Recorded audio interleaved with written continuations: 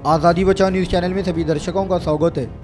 सोलापुर शहर में श्री छत्रपति शिवाजी महाराज की प्रतिमा के पास मराठा समाज की ओर से बीजेपी एमएलए नितेश राणे, प्रसाद लाड़ और अतुल भरत खड़कर की तस्वीर पर चप्पल मार आंदोलन किया गया। मराठा समाज के आरक्षण के लिए लड़ रहे योद्धा मनोज जरांगे पाटिल पर कथित विवादी टिप्पणी कर रहे तीनों भाजपा आमदार के खिलाफ नारेबाजी कर विरोध किया गया।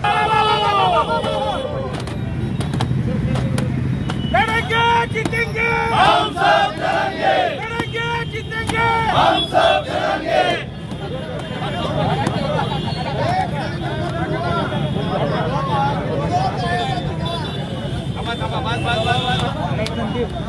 लड़ेंगे जीतेंगे हम सब।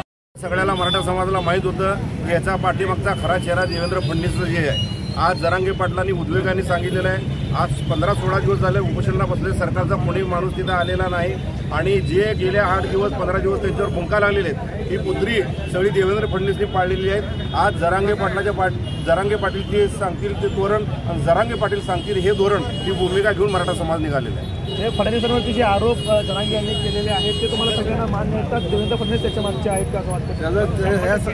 या सर्वांच्या मागचा सूत्रधार देवेंद्र फडणवीस आहे। तो कुणालाही मराठा समाजाला आरक्षण देण्याच्या विरोधात आहे। आपण पहिल्यापासून बघतो 2016 पासून 18 पासून 20 तारीख प्रत्येक वेळेस जर मला सांगा फडणवीसनं दिलेलं आरक्षण जर युती सरकार आल्यानंतर रद्द का होते तर या मागे सुद्धा फडणवीसच आहे। आणि आज काय झालं, फडणवीसने सुद्धा असं केलं की जे आमच्या काल आम्ही शांततेत आंदोलन करत असताना 70 ठिकाणी पोलिसांनी खोटे गुन्हे दाखल केलेत। शांततेत आंदोलन करायचं गुन्हे दाखल करण्याचं कारण काय?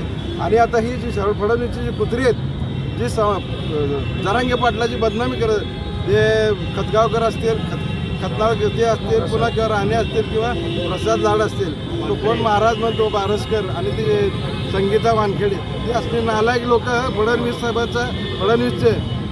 फडणवीसच्या माध्यमातून ही मराठा समाजाची आणि जरांगे पाटलाची बदनामी करत आहे। त्यासाठी आम्ही त्यांचा निषेध नोंदवत आहे। आज त्यांना जोडं मारो आंदोलन सोलापुरात केलेलं आहे।